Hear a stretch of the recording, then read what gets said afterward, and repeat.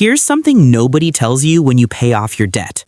You did the hard part. You sacrificed, you said no to things, and now the balance is zero. But the moment you think, okay, now I invest, that's exactly when the average American makes a move that quietly drains $23,000 from their future net worth. Not from a bad stock pick, not from a crypto scam, from skipping one step. One boring, unglamorous step that sits right between debt and investing. Most people skip it because nobody told them it existed. You're about to find out what it is. So let's talk about what's actually happening here. You've got $8,000 in credit card debt at 22% interest. Pretty standard for most Americans right now. And you're finally making real money. Let's say $4,000 a month take home.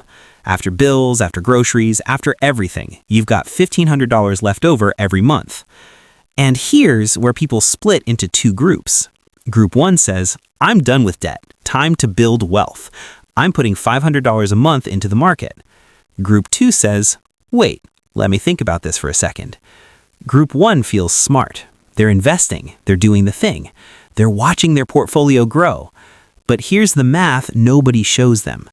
That $8,000 in credit card debt is charging them 22% a year. That's $1,760 in interest every single year just to keep that balance sitting there. Meanwhile, the S&P 500, best case, returns around 10% a year on average, so they're losing 22% on one side while gaining 10% on the other. That is not investing. That is paying $1,760 a year for the feeling of investing. And it gets worse. Because Group 1 has no emergency fund. They're putting $500 a month into the market, but they've got maybe $400 in their checking account as a cushion. So 14 months in, something happens. Car breaks down, medical bill, doesn't matter what. They need $3,000 fast. And since they have no emergency fund, they pull it from their investment account. Now here's where the $23,000 comes from. That $3,000 withdrawal hits them three ways simultaneously. First, 10% early withdrawal penalty. That's $300 gone immediately. Second, it gets taxed as income. At a 22% bracket, that's another $660. So they needed $3,000 and they lost $960 just to access their own money. But the real damage isn't the penalty. The real damage is what that $3,000 would have been worth at age 60. $3,000 compounding at 10% for 32 years is $58,700. They got $2,040 instead. That gap, right there, is $23,000 gone from one withdrawal because there was no emergency fund.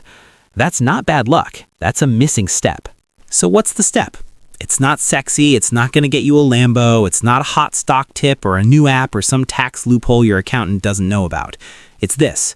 Before you invest a single dollar, you need a fully funded emergency fund. That's it. 3 to 6 months of living expenses, sitting in a high-yield savings account, not touched, not invested, not working for you, just sitting there being boring and doing its job.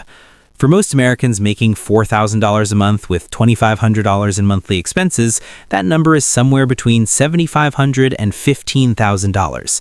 And I already know what you're thinking. That money's just sitting there doing nothing. I'm missing out on returns. Here's why that thinking is costing you. The average American faces an unexpected expense of $3,500 or more at least once every 18 months. That's not some pessimistic financial blog. That's from the Federal Reserve's own report on household financial stability. Every 18 months, $3,500 on average. So if you don't have that money liquid and accessible, you're not a disciplined investor with a long time horizon. You are one car repair away from being forced to liquidate at the worst possible time. And that's exactly what happens. People pull from their 401k, they cash out their Roth IRA, they sell their index funds at a loss because they need the money now, not in 30 years. The emergency fund isn't separate from your investment strategy. It is your investment strategy. It's the foundation that makes everything else actually work. Now, here's the second part of this step that most people miss entirely. It's not just about having the fund. It's about where you put it. A regular savings account at a big bank right now is paying you somewhere around 0.5% interest. That's basically nothing. A high-yield savings account, and there are plenty of them right now through online banks like Marcus, Ally, or SoFi, those are sitting at 4.5 to 5% APY. On a $10,000 emergency fund, that's $450 to $500 a year just for parking your money in the right place. So you're not losing returns by building the emergency fund. You're actually earning while you build it, if you're doing it right. That's the step. Emergency fund first. Fully funded, high-yield account. Then you invest. It's the difference between a financial plan that works and one that looks good until life happens. And life always happens. All right, so now let's make this actionable, because knowing the step is one thing, actually executing it while you're sitting on $1,500 a month and feeling the pressure to do something with your money, that's a different conversation. Here's the exact 4-step sequence, in order, no skipping.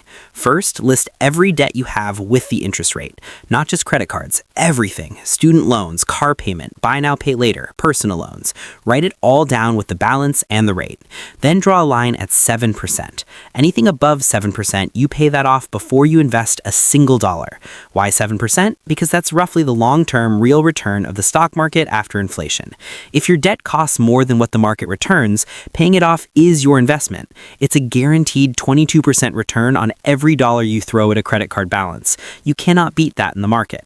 Anything below 7%, student loans at 4%, a car at 5%, you can carry that debt and invest simultaneously. The math works in your favor there.